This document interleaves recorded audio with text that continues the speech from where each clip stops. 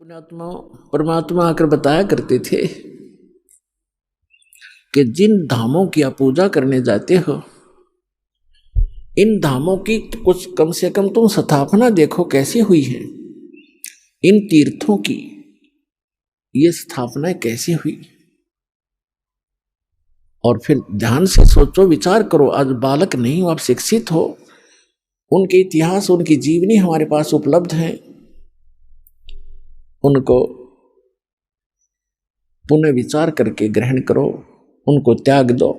देखो, जितने भी तीर्थ हैं, धाम हैं, और जितने भी ये पवित्र स्थल हैं, आदरणीय हैं, ये आदरणीय यादगारें हैं, लेकिन वहां जाने से मोक्ष नहीं हो सकता।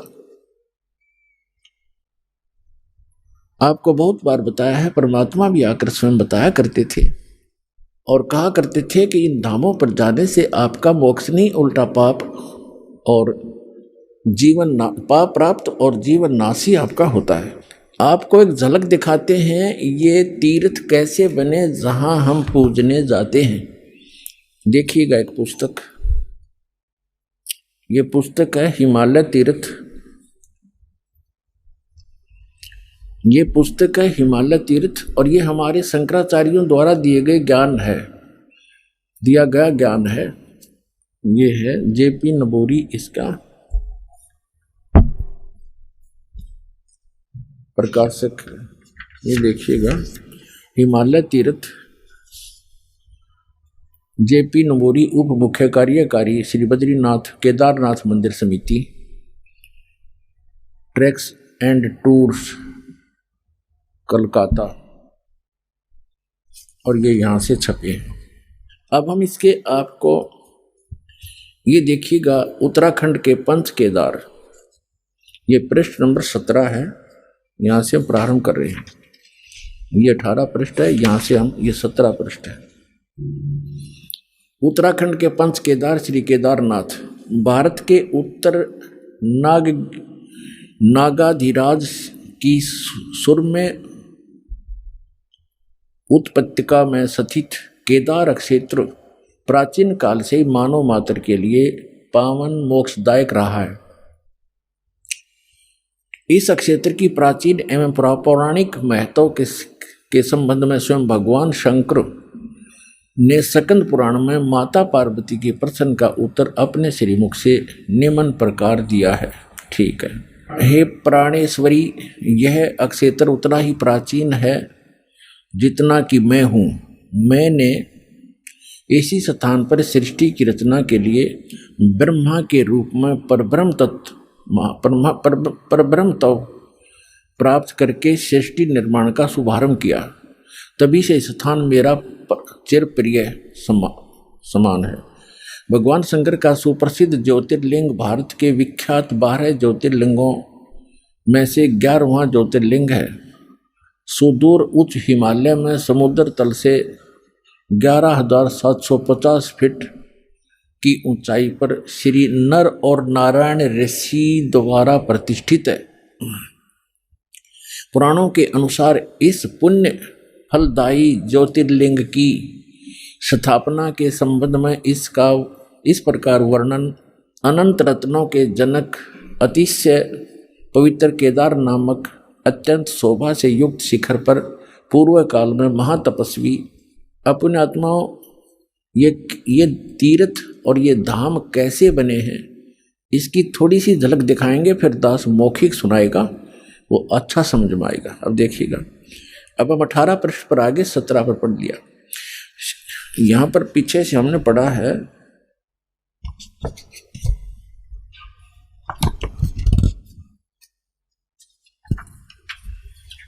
यहाँ से फिर पढ़ें।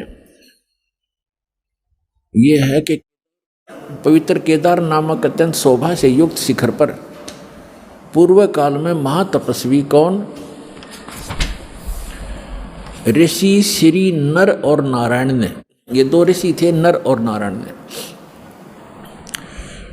भगवान शिव को प्रसन्न करने के लिए बड़ी कठिन तपस्या की। इस तपस्या से तीनों लोकों में उनकी चर्चा होने लगी।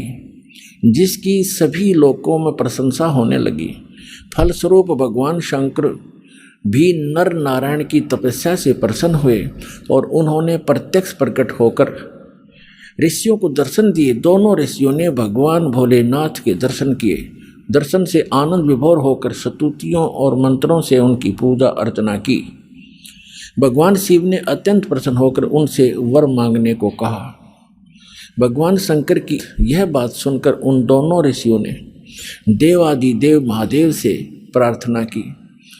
यहाँ, हे प्रभु, यदि आप प्रसन्न हैं और वर देना चाहते हैं तो अपने इसी स्वरूप में जगत कल्याण एवं हमारी पूजा प्राप्त करने हेतु यहाँ सचित होवे, ताकि जगत का महान उपकार एवं भक्तों के मनोरथ आपके दर्शनों से परिपूर्ण हो। इस प्रकार भगवान शंकर नर नारायण की भक्ति से प्रसन्न होकर वहाँ सचित हुए। देवादिदेव महादेव, यदि आप हम पर प्रसन्न हों तो भक्तों के कल्याण हेतु आप सदा सदा के लिए अपने स्वरूप से इस स्थान पर स्थापित करने की कृपा करें।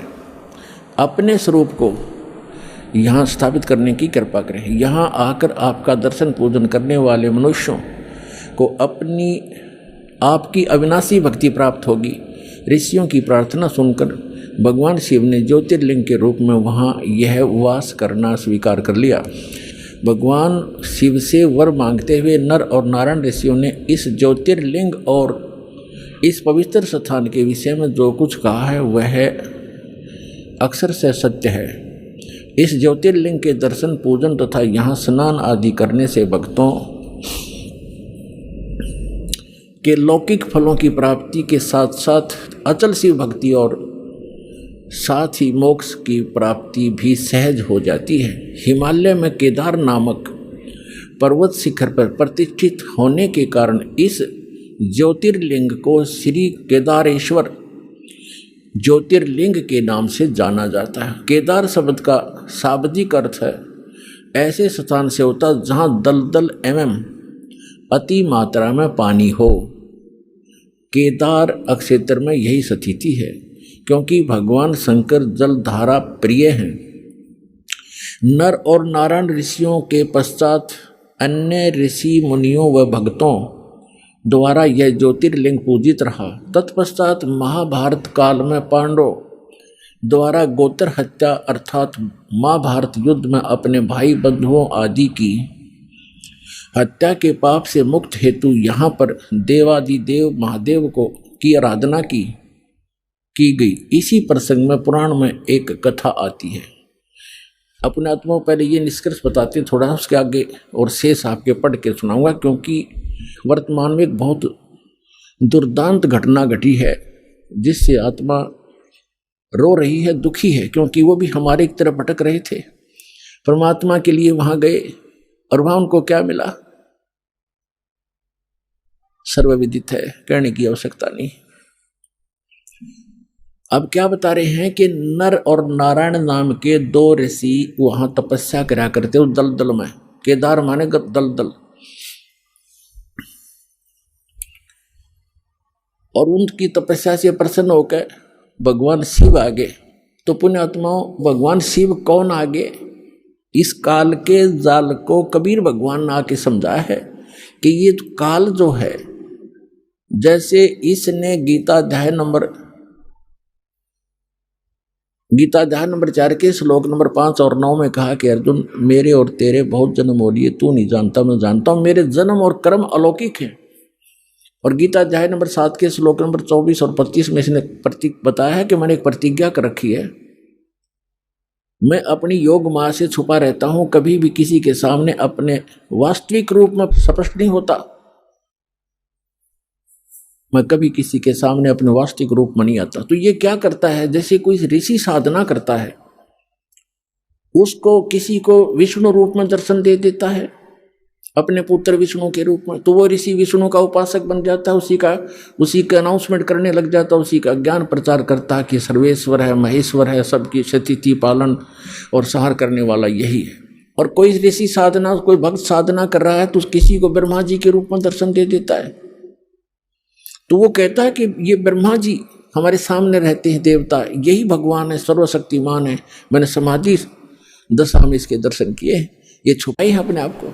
इससे उन ब्रह्मा जी और विष्णु जी को भ्रम हो जाता है कि हम ही सचमुच भगवान है। इसी कारण से शिवपुराण में प्रकरण आता है, विद्वेश्वर संहिता के अंदर। एक बार ब्रह्मा जी गए विष्णु जी के पास और ब्रह्मा जी कहने लगे कि पुत्र तू मेरा खड़ा होकर सम्मान क्यों नहीं करता, मैं तेरा पिताया हूँ, मैं तेरा जनक हूँ, सारी सृष्टि का उत्पत्ति करता हूँ। विष्णु जी लेटे लेटे कहते हैं कि आजा बेटा बैठ जा, तू मेरा पुत्र है, तू मेरी नाभि कमल से उत्पन्न हुआ, मैं ही सर्वशक्तिमान हूँ, मैं सबका रचने वाला हूँ। इस बात पर दोनों लड़ पड़े। फिर ये काल आ गया, वहाँ पर शिव रूप धारण करके इन दोनों के बीच में एक लिंग खड़ा कर दिया, तेजों में स्तंभ।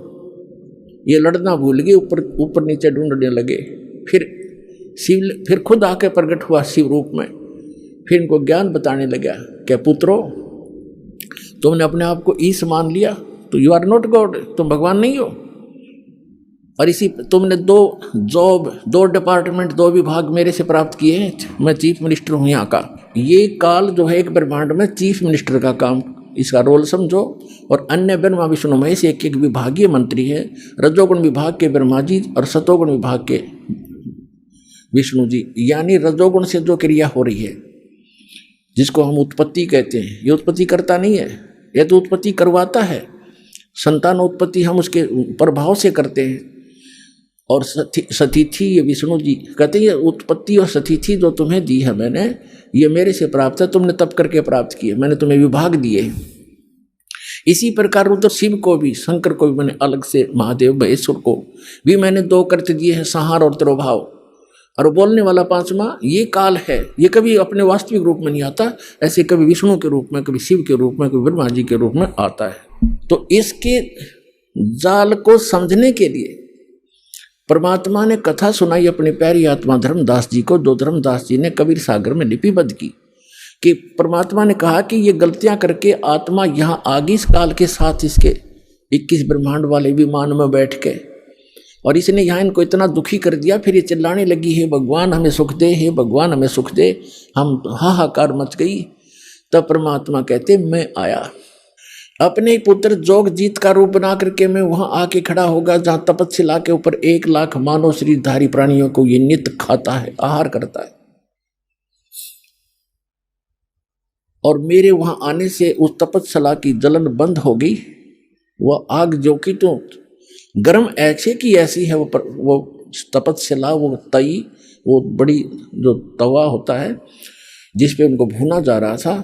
लेकिन उनको उन परमात्मा की कृपा से उस पर उपस्थित जितने भी 1 लाख जीव थे मनुष्यधारी जो वहाँ गई थी, उनकी आत्मा, उनको कष्ट बंद हो गया, उसका ताप बंद हो गया, तपत। तब उन्होंने ऊपर में उठाकर देखा कि भगवान हम कौन से दुख, कौन से पाप का यहाँ कष्ट भोग रहे हैं।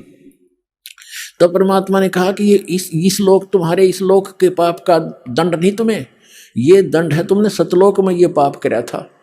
परमात्मा को छोड़कर तुम, परमात्मा अपने को छुपा कर कह रहे हैं कि तुम भगवान को छोड़कर वहाँ सर्व सुख संपन्न था, प्राप्त थी, आपकी कभी मृत्यु नहीं होती थी, कोई कष्ट नहीं था, उसको छोड़कर तुम इस काल के लोक में आ गए। यहाँ पर आज जिस कार को, जिस कोठी को, जिस बंगले को, जिस बेटा और बेटी को आप अपना मानते थे, क्या तुम्हारे साथ आया कोई?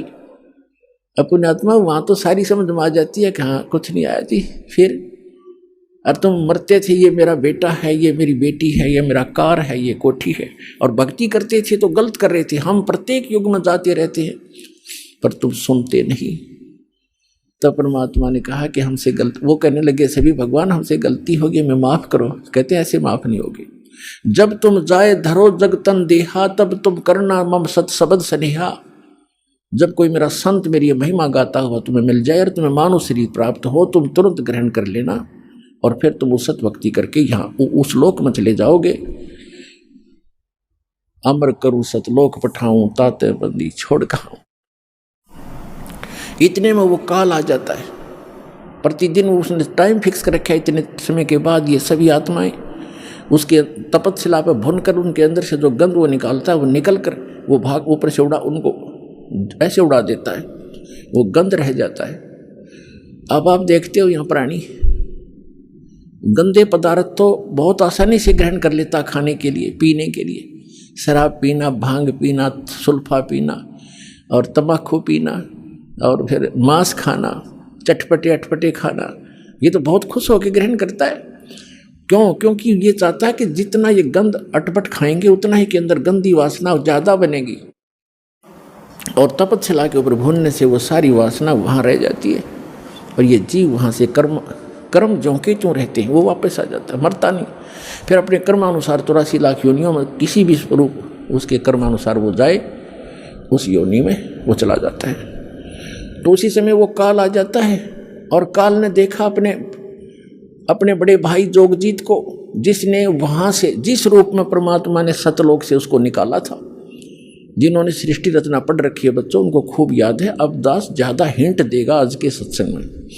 सृष्टि रचना कभी आपको बताएंगे और आपको सीडी वगैरह बनाकर भी दे रखी है, वो भी देख सकते हैं। और उसने सोचा, काल ने, इस ज्योत स्वरूपी निरंजन सरपुरुष ने के मन में आई कि जोगजीत कैसे आ गया, ये कोई परमपिता का कोई संदेश लेकर आया है, पहले इसे वो संदेश जानता हूँ, क्या आज्ञा लेकर आया है ये भगवान की, और फिर आज इसको कूटूंगा, पिटाई करूंगा इसको मारूंगा, खूब कूटूंगा, क्योंकि इसने मुझे वहां से मार कर निकाला था, मुझे जबरदस्ती निकाला था सतलोक से।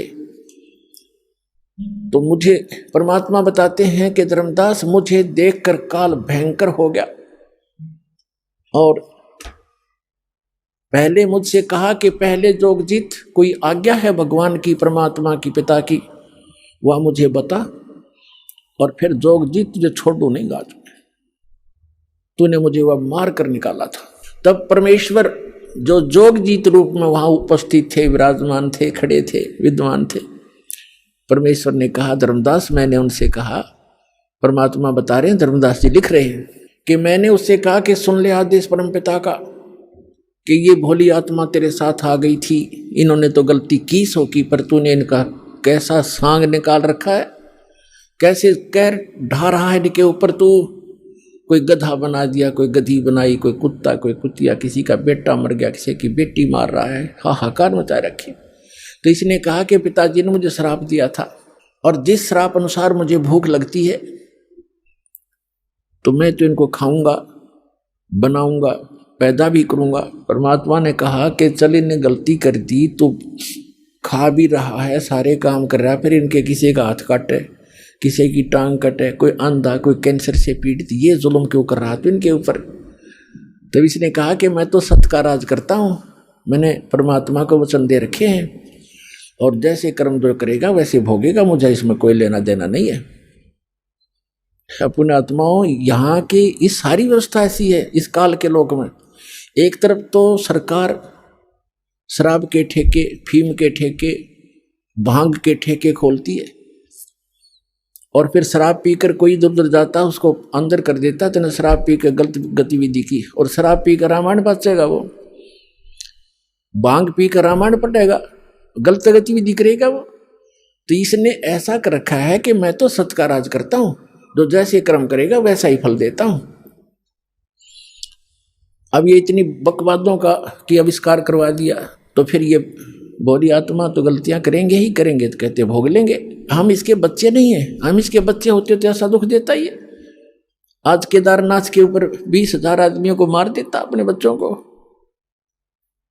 ये हम इसके बालक नहीं हैं, हम इसकी प्रजा नहीं है, हम उस परमात्मा की प्रजा है, सतपुरुष के बच्चे हैं, और हम अपनी गलती से इसकी कैद में फंस गए हैं। यहाँ से निकालने का एक तरीका है, हम स्वेच्छा से आए हैं, स्वेच्छा से ही वापस जाएंगे।